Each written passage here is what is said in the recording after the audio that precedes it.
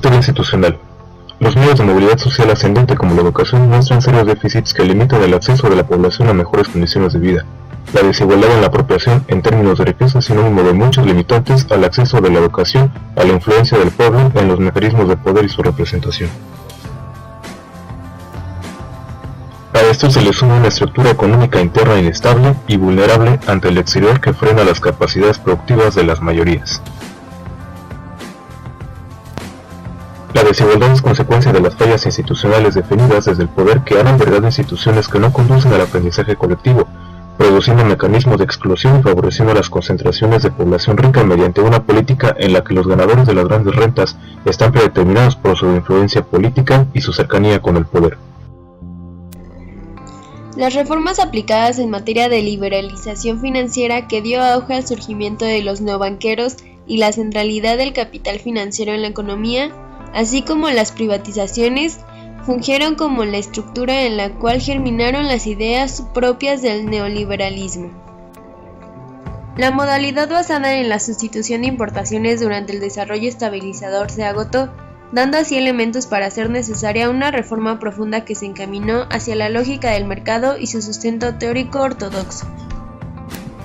En el gobierno de la Madrid, el empresariado encontró condiciones favorables a partir del aprovechamiento de la crisis económica y el fracaso del modelo sustitutivo.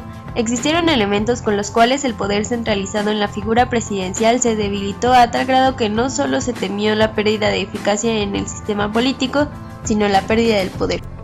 El cambio histórico imponía objetivamente transformaciones de gran alcance que permitieran a la economía reconfigurarse hacia un mundo donde la competitividad jugaba un papel central. Desde el poder gubernamental se consistió la creación de grandes grupos de capital privado que sirvieron de contrapeso al capital extranjero, dadas las reformas aperturistas. En 1994, siguiendo el ritmo político del ciclo electoral, en este año se disparó el gasto público, generando un déficit en el balance fiscal y que además impedía asumir el costo de la devaluación antes de las elecciones. La corrupción y particularmente las componendas entre el capital y el gobierno no son ajenas al capitalismo en sí y se manifiestan continuamente en diferentes economías. Fundamentalmente, las fuerzas modernizadoras estuvieron inmersos en la cultura política priista.